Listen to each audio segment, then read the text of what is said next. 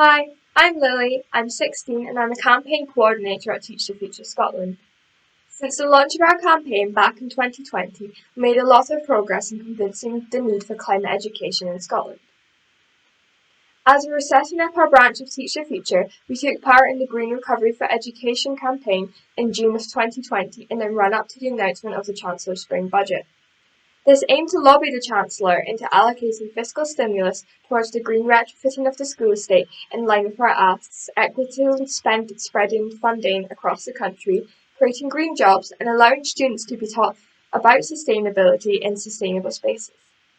Coupled with an extensive social media campaign, Teach the Future mobilised 1,105 students to sign an open letter to the Chancellor which contributed to the achievement of £1 billion towards the green retrofitting of all public buildings, a small milestone towards the £23.37 billion required for a zero-carbon school estate according to the Energise stats. To launch Teach the Future Scotland officially in July, we sent a letter to Nicola Sturgeon and John Swinney. We got a positive response from both of them and it led to us having an initial meeting with John Swinney and a civil servant, Rian Cahill. In March, we had a follow-up meeting with them to discuss our asks in more detail and see how the government can support us. We are now engaging in a series of meetings with Liam Cahill to create a briefing pack for the government around our asks. In October, we launched our councillors campaign. We emailed all 1,200 councillors in Scotland, which has led to reviews of local education authorities in South Lancashire, Highlands and Islands, Borders and Fife. Five councils also passed a motion of support for us, with Moray Council hoping to do the same shortly.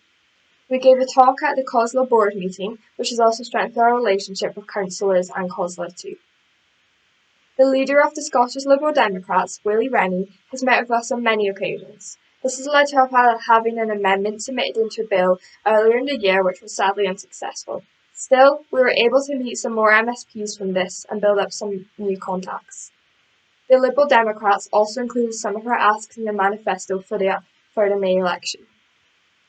In January, we had a meeting with Ross Greer, the education spokesperson for the Scottish Green Party. He was very supportive of our asks and, as with the Liberal Democrats, were also included in their manifesto, with Teach the Future being named in it too. In March 2020, we also had a meeting with the SNP manifesto team, which led to us being included in their manifesto also.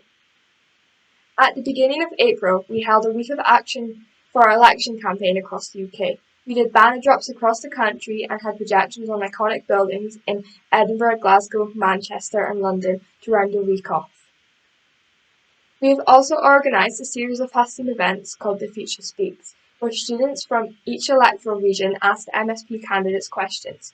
These went really well and it really helped to spread awareness of climate education and our campaign.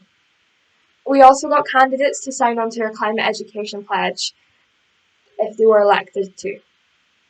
As you can see, we have done quite a bit in a short space of time, and hopefully students in Scotland can be taught about climate education soon.